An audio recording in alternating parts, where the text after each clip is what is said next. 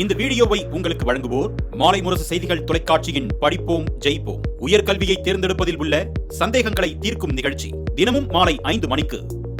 வணக்கம். ஃபோஸ்டர் செர்கியர்ஸ் வழங்கும் தமிழ்நாடு 360க்கு உங்களை வரவேற்பது நான் சரவணன்.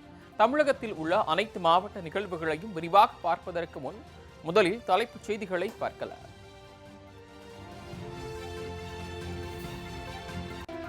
திடீர் மழையால் செங்கல்பட்டு கொள்முதல் நிலையத்தில் வைக்கப்பட்டிருந்த நெல்மணிகள் சேதம். கட்டடத்துடன் கூடிய நெல் கொள்முதல் நிலையம் அமைக்க விவசாயிகள் வலியுறுத்தல்.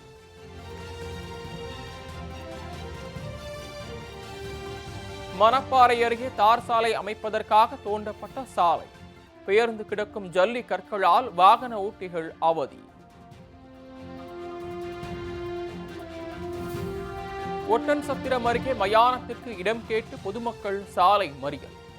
17 சென்ட் நிலம் ஒதுக்கி உறுதி செய்ய அளிக்கப்பட்டதால் 4 மணி நேரத்திற்கு பின் போராட்டம் வாபஸ்.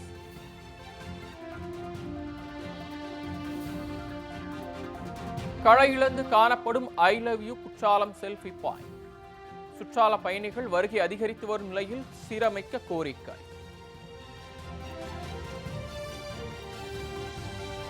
கோடை வெயில் சுட்டரித்து வரும் நிலையில் மரக்காணத்தில் உப்பு உற்பத்தி பணி தீவிரம்.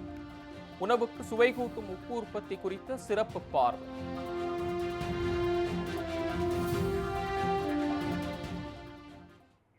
தொடர்ந்து செய்திகளை விரிவாக பார்க்கலாம்.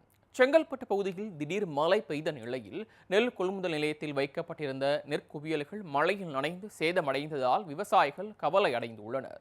செங்கல்பட்டு மாவட்டம் ஆத்தூர், வில்லியம்பாக்கம், பாலூர், தேவனூர், ரெட்டிப்பாளையம் உள்ளிட்ட 15க்கும் மேற்பட்ட கிராமங்களில் விளையும் நெல்மணிகள் வில்லியம்பாக்கம் அரசு நேரடி நெல் கொள்முதல் நிலையத்தின் மூலமாக அரசுக்கு விற்பனை செய்யப்பட்டு வருகிறது. இதனால் சுற்றுவட்டார கிராமங்களை சேர்ந்த விவசாயிகள் அறுவடை செய்த நெல்லை வில்லியம்பாக்கம் கொள்முதல் நிலையத்தில் குவியல் குவியலாக கொட்டி தார்பாய் கொண்டு மூடி வைத்திருந்தனர். இந்த நிலையில் நேற்று மாலை திடீரென சூறைக்காற்றுடன் கனமழை கொட்டி தீர்த்தது. இதனால் தார்பாய்கள் காற்றில் அடித்துச் செல்லப்பட்டதில் நெல் அனைத்தும் மழையில் நனைந்து சேதமடைந்துள்ளன. அறுவடை முடிந்து விற்பனைக்காக வைக்கப்பட்டிருந்த நெல்மணிகள் மழையில் நனைந்த சம்பவம் விவசாயிகளை கவலையில் ஆழ்த்தியிருக்கிறது. எனவே பாதுகாப்பான கட்டடங்களுடன் கொள்முதல் நிலையங்கள் அமைக்கப்பட வேண்டுமென விவசாயிகள் கோரிக்கை விடுத்தனர்.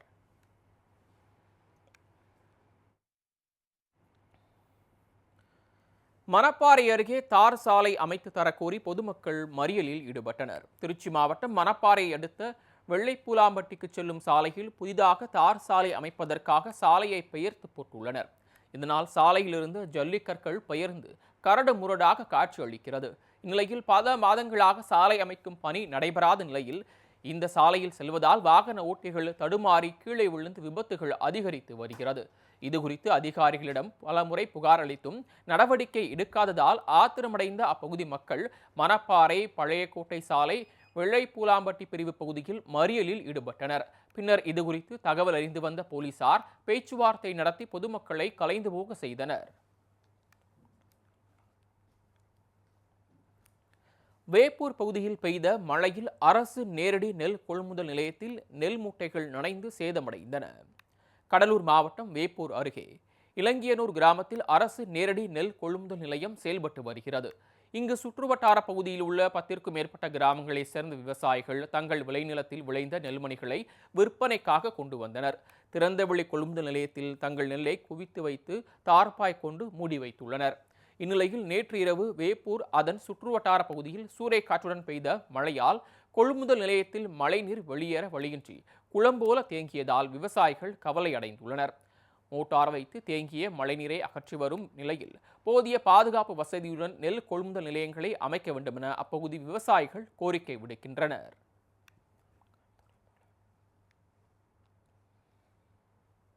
ஒட்டன்சத்திரம் அருகே மயானத்திற்கு இடம் கேட்டு பொதுமக்கள் சாலை மறியலில் ஈடுபட்டதால் போக்குவரத்து பாதிக்கப்பட்டது. திண்டுக்கல் மாவட்டம் ஒட்டன்சத்திரம் அடுத்த மூலச்சத்திரம் பகுதியிலிருந்து செம்பட்டி செல்லும் சாலையில் உள்ள அண்ணா நகரில் பிரைட் என்பவருக்கு சொந்தமான 47 ஏக்கர் விவசாய நிலம் உள்ளது. இந்த இடத்தில் அவர் விவசாயம் செய்யாத நிலையில் அந்த இடத்தில் அப்பகுதியைச் சேர்ந்த ஆதி திராவிட மக்கள் இறந்தவர்களை அடக்கம் செய்து வந்துள்ளனர். இந்நிலையில் நிலத்தின் உரிமையாளர் பிரைட் தனது நிலத்தை 11 பேருக்கு உரிய ஆவணங்களுடன் விற்பனை செய்துள்ளார். அந்த நிலத்தை வாங்கியவர்கள் நிலத்தை முற்றிலுமாக கம்பி வேலி அமைத்து தங்களது கட்டுப்பாட்டில் கொண்டு வந்த நிலையில் அடக்கம் செய்ய இடமில்லாமல் தற்போது அப்பகுதியைச் சேர்ந்த கருப்பணன் என்பவர் உயிரிழந்த நிலையில் அடக்கம் செய்ய இடமில்லாததால் அப்பகுதியைச் சேர்ந்த மக்கள் சாலை மறியலில் ஈடுபட்டனர். தகவல் அறிந்து வந்த வட்டாட்சியர் மற்றும் காவல்துறை அதிகாரிகள் பேச்சுவார்த்தை நடத்தி 17 சென்ட் நிலத்தை இறந்தவர்களின் உடலை அடக்கம் செய்வதற்கு ஒதுக்குவதாக உறுதியளித்தனர். இதனையடுத்து போராட்டம் கைவிடப்பட்டது. இந்த போராட்டத்தால் அந்த பகுதியில் சுமார் 4 மணி நேரம் போக்குவரத்து பாதிக்கப்பட்டது.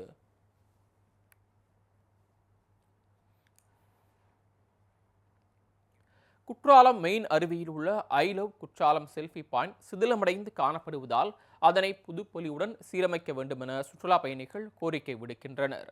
தென்காசி மாவட்டம் மேற்கு தொடர்ச்சி மலை அடிவாரத்தில் இயற்கை எழில் கொஞ்சம் குற்றாலம் அமைந்துள்ளது. இங்கு குற்றாலம் மெயின் அருவி, பழைய குற்றால அருவி, ஐந்தருவி, புலியருவி, சிற்றருவி என பல்வேறு அருவிகள் உள்ளன. இதனால் இங்கு ஆண்டுதோறும் ஜூன், ஜூலை, ஆகஸ்ட் ஆகிய 3 மாதங்கள் தென்மேற்கு பருவமழை தொடங்கும் என்பதால் அனைத்து அருவிகளிலும் நீர் ஆர்ப்பரித்து கொட்டுவதால் சுற்றுலா பயணிகளின் வருகை அதிகரிப்பது வழக்கம். இந்நிலையில் மாவட்ட நிர்வாகத்தின் சார்பில் குற்றாலம் மெயினருவி கரைப்பகுதியில் சுற்றுலா பயணிகளை மகிழ்விக்கும் விதமாக ஐ லவ் குற்றாலம் என்ற செல்ஃபி பாயிண்ட் அமைக்கப்பட்டது. பகல் நேரங்களில் சாதாரண நிலையில் காணப்படும் இந்த செல்ஃபி பாயிண்ட் இரவு நேரங்களில் மின்னொளியில் ஜொலித்து சுற்றுலா பயணிகளை கவர்ந்து வந்தது. இந்நிலையில் கடந்த பல மாதங்களாகவே I love Courtallam selfie point சிதிலமடைந்து காட்சியளிக்கிறது. இதனை சீரமைக்க மாவட்ட நிர்வாகமோ பேரூராட்சி நிர்வாகமோ எந்தவித நடவடிக்கையும் எடுக்கவில்லை என்பது சுற்றுலா பயணிகளின் குற்றச்சாட்டாக உள்ளது. தற்போது கோடை விடுமுறைக்காக ஏராளமான சுற்றுலா பயணிகள் குற்றாலம் அருவிக்கு வருகை தரும் நிலையில் ஐ லவ் குற்றாலம் செல்ஃபி பாயிண்டை சீரமைக்க வேண்டும் என சுற்றுலா பயணிகள் கோரிக்கை விடுத்துள்ளனர்.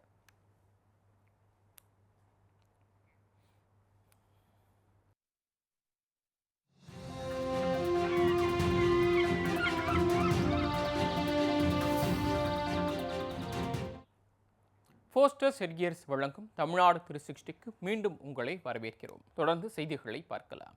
திருப்பத்தூர் அருகே நடைபெற்ற மீன்பிடி திருவிழாவில் மீன்பிடிக்க முடியாமல் கிராம மக்கள் ஏமாற்றத்துடன் திரும்பிச் சென்றனர்.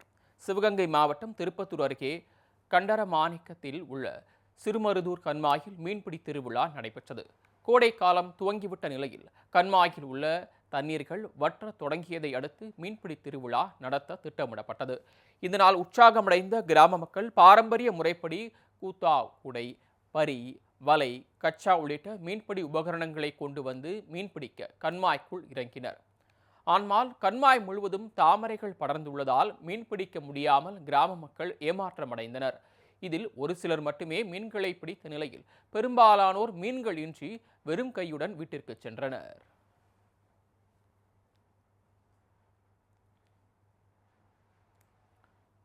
பல்லடம் பகுதியில் 50 வயதான நிலையில் ஆட்டம் போட்டு முன்னாள் மாணவர்கள் உற்சாகமடைந்தனர். திருப்பூர் மாவட்டம் பல்லடத்தில் 100 ஆண்டுகளுக்கு மேலாக அரசு பள்ளி செயல்பட்டு வருகிறது. தற்போது வரை லட்சக்கணக்கான மாணவர்கள் பயின்று வந்த நிலையில் முன்னாள் மாணவர்கள் சந்திப்பு நிகழ்ச்சி நடைபெற்றது. இதில் 1992 மற்றும் 1993ஆம் ஆண்டு 12ஆம் வகுப்பு முடித்த முன்னாள் மாணவர்கள் ஒருவரை ஒருவர் சந்தித்து தங்களது பள்ளிக்கால பருவ நாட்களை நினைவு கூர்ந்து நிகழ்ச்சி அடைந்தனர். அத்துடன் தங்கள் சந்திப்பு நினைவாக மரக்கன்றுகளையும் அவர்கள் நட்டு வைத்தனர். இதில் முன்னாள் மாணவியரும் தங்கள் குடும்பத்துடன் கலந்து கொண்டனர். தற்போது 50 வயதை கடந்த நிலையிலும் பம்பரம், கொக்கோ விளையாடியதுடன் ஆட்டம் பாட்டத்துடன் உற்சாகமடைந்தனர்.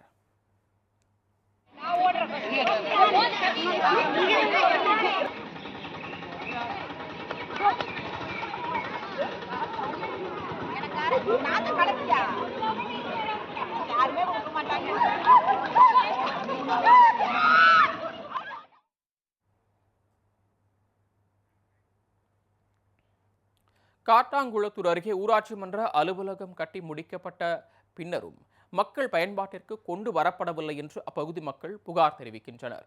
செங்கல்பட்டு மாவட்டம் காட்டாங்குளத்தூர் அருகே காயரம்பேடு ஊராட்சியில் சுமார் 5000க்கும் மேற்பட்ட மக்கள் வசித்து வருகின்றனர்.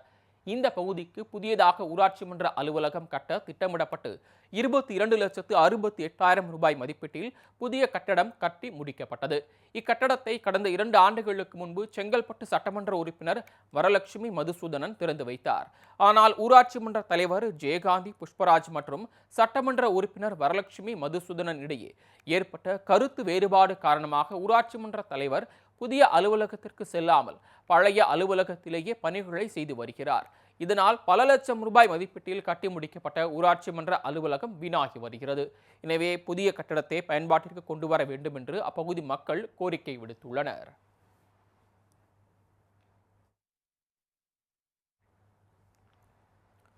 ஃபர்ஸ்ட் செட்கியர்ஸின் தமிழ்நாடு 360யில் அடுத்து வருவது உங்கள் ஊர் நிகழ்வுகளை விரைவாக வழங்கும் உள்ளூர் எக்ஸ்பிரஸ்.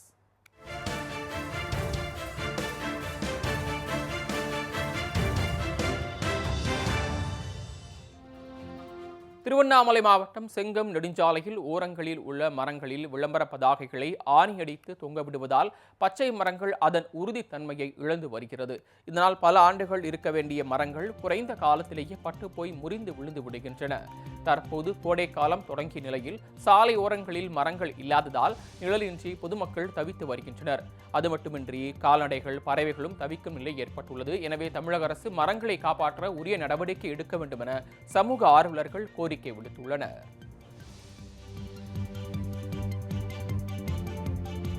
கிருஷ்ணகிரி மாவட்டம் போச்சம்பள்ளி சந்தையில் வெயில் காரணமாக குறைந்த ஆடுகளை கொண்டுவரப்பட்டதால் விற்பனை மந்தமாகவே நடைபெற்றது. இச்சந்தையில் வாரந்தோறும் 2000க்கும் அதிகமான ஆடுகளும் விழா காலங்களில் 10,000க்கும் மேற்பட்ட ஆடுகளும் விற்பனையாகி வந்த நிலையில் கோடை வெயிலின் தாக்கம் காரணமாக வாரச்சந்தையில் 500க்கும் குறைவான ஆடுகள் வந்திருந்ததோடு எடை மிக குறைந்து மெலிந்து காணப்பட்டதால் ஆடுகள் வாங்க வந்த வியாபாரிகள் அவற்றை வாங்காமல் ஏமாற்றத்துடன் திரும்பிச் சென்றனர். வாரம் இந்த இடத்துக்கு வந்து ஆடு வாங்குவோம். வாரம் 2000 ஆடு வரும். இன்னைக்கு நாளில் வெயில் காலம், கோடை காலம்ன்றதுனால ஆடு கம்மியாக ரொம்ப குறைவு வருதுங்க.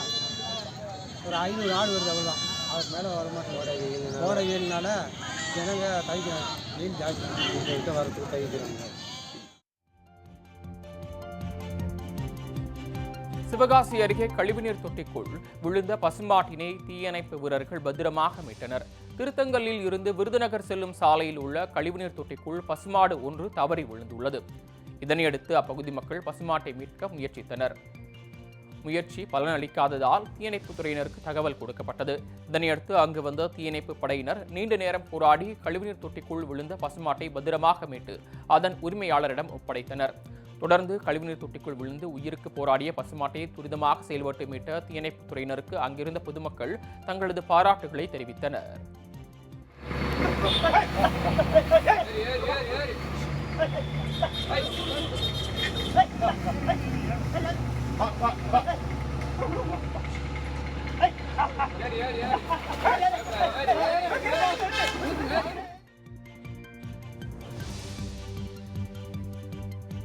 சேலம் மாவட்டம் வாழப்பாடி அருகே மரம் திரும்பிய பறவைகள் என்ற தலைப்பில் முன்னாள் மாணவிகளின் சந்திப்பு நடைபெற்றது.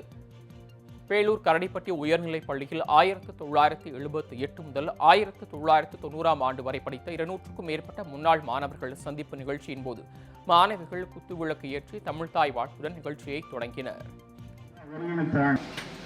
என் ஆசிரியர் அனைவருக்கும் வணக்கம். 2வது பொண்ணு, நான் கள்ளக்குறிச்சியில் இருக்கிறேன். எனக்கு வந்து 3 பெண் குழந்தைங்க, 3 பேருக்கு திருமணம் ஆயிடுச்சு. என் பேர் மங்கையர்கரசி. எங்க அப்பா கொட்டவாடி பிரசிடண்டா இருந்தாரு. ஆர் கிருஷ்ணன் அவர் பேரு. மாணிக்கம் உண்ணாமலை தலைவராக இருந்தார், முன்னாள் தலைவர். எனக்கு கொட்டவாடியில தான்.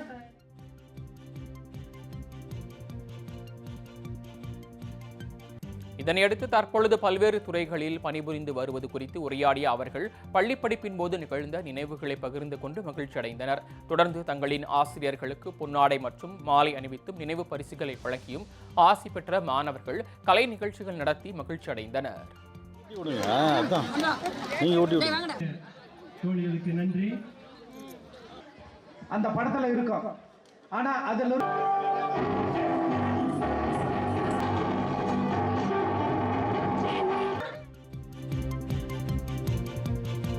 இந்த ஸ்கூலில் நாங்கள் படிக்கும்போது எல்லாம் ரொம்ப கஷ்டப்பட்டு, கட்டடம்லாம் இல்லாமல் அந்த மரத்தடியிலே மலையில் நனைஞ்சிக்கிட்டு ரொம்ப கஷ்டப்பட்டு படித்து இன்னைக்கு இந்த அளவுக்கு இளங்கலை பட்டம், முதுகலை பட்டம்னு இப்போ வாங்கி இன்னைக்கு ஒரு நல்ல ஜாப்பில் இருக்கிறோம். எங்களுக்கு ரொம்ப பெருமையாக இருக்குது இந்த ஸ்கூலில் படித்தது. இந்த விழா எடுத்தது இதை விட இன்னும் பெருமையாக இருக்குது. எல்லாரும் எங்களை மாதிரி ஓரளவுக்கு முயற்சி செய்தால் தான் முன்னேற முடியுன்ற மாதிரி முயற்சி செய்யணும், முன்னேறணும். இந்த பள்ளியில் படித்து நான் இன்னைக்கு ஒரு தொடக்கப்பள்ளியில் ஆசிரியையாக வேலை பார்த்துட்ருக்குறேன். என்னோட ஆசிரியர் வந்து அன்பையும் ஒழுக்கத்தையும் தான் இந்த பள்ளியில் எனக்கு கற்றுக் கொடுத்தாங்க. அதை வந்து இப்போ வந்து என் பிள்ளைங்களுக்கு நான் கொண்டு போய் சேர்த்துட்ருக்குறேன் பசங்களுக்கு. இது இப்படி ஒரு நிகழ்வை ஏற்படுத்தி கொடுத்த என் நண்பர்கள் எல்லாம் சேர்ந்து தான் இந்த நிகழ்வை தொடங்கினாங்க. ரொம்ப சிறப்பாக கொண்டுட்டு வந்திருக்காங்க. ரொம்ப சந்தோஷமாக இருக்குது. கிட்டத்தட்ட 35 ஆண்டுகளுக்கு மேலே ஆயிடுச்சு. திரும்ப நான் இவங்களெல்லாம் பார்ப்பேனா அப்படின்னு கூட நான் நினைக்கல. இப்போ இவங்களெல்லாம் பார்த்து இப்படி ஒரு நிகழ்வை சிறப்பிக்கிறப்ப ரொம்ப மகிழ்ச்சியாக இருக்குது. ஆண்டவனுக்கு நன்றி.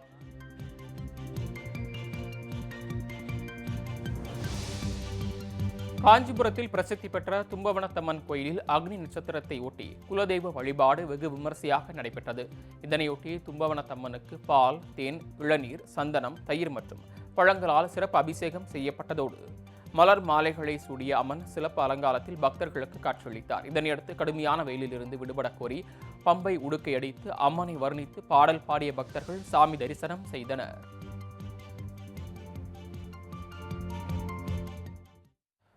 போஸ்டர்ஸ் ஹெட்கியர்ஸ் வழங்கும் தமிழ்நாடு 360யில் மாவட்டங்களில் நடந்த விளையாட்டு செய்திகளை வழங்க வருகிறது விளையாட்டுக் களம்.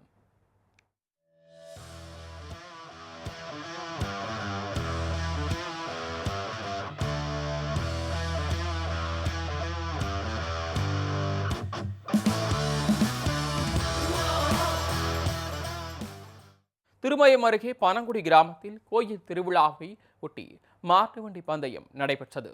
புதுக்கோட்டை மாவட்டம் திருமயம் அருகே நடைபெற்ற பந்தயத்தில் புதுக்கோட்டை, சிவகங்கை, ராமநாதபுரம், மதுரை உள்ளிட்ட பகுதிகளிலிருந்து 23 ஜோடி மாடுகள் கலந்து கொண்டன.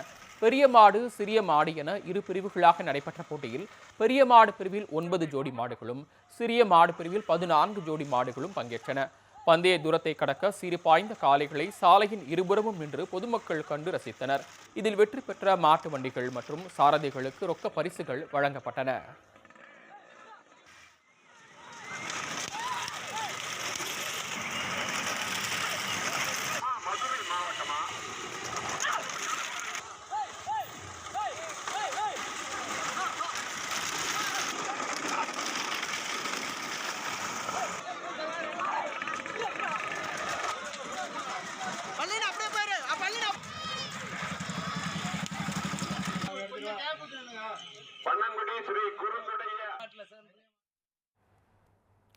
திருப்பத்தூர் மாவட்டம் நாற்றம்பள்ளி அடுத்த பூசாரியூரில் எருதுவிடும் திருவிழா நடைபெற்றது.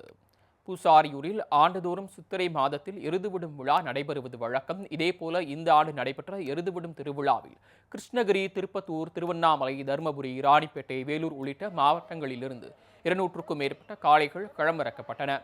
ஆந்திரா, கர்நாடகா உள்ளிட்ட மாநிலங்களிலிருந்தும் களமிறக்கப்பட்ட காளைகள் கட்டவிழ்த்தவுடன் சீறி பாய்ந்து ஓடின. குறைந்த நேரத்தில் இலக்கை அடைந்த எருதுகளின் உரிமையாளர்களுக்கு ரொக்க பரிசுகள் வழங்கப்பட்டன. எருதுவிடும் போட்டியையொட்டி பல்வேறு மாவட்டங்களில் இருந்தும் வைத்திருந்த ஏராளமான கண்டுகளித்தோர் 220க்கும் மேற்பட்ட லேசானோர் காயமடைந்தனர்.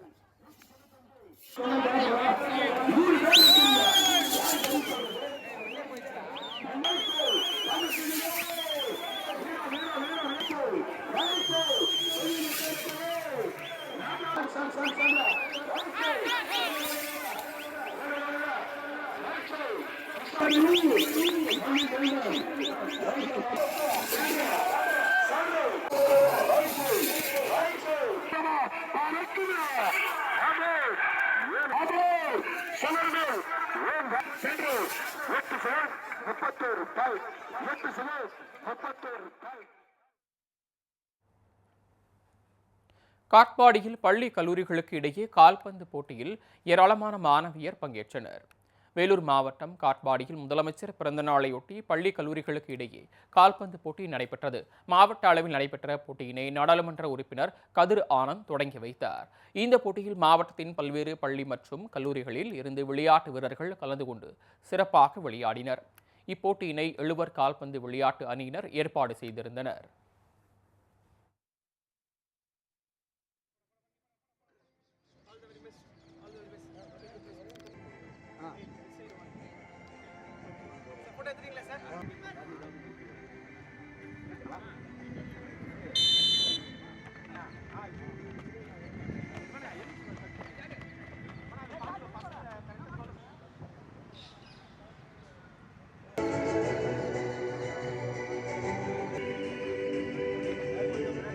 Gracias.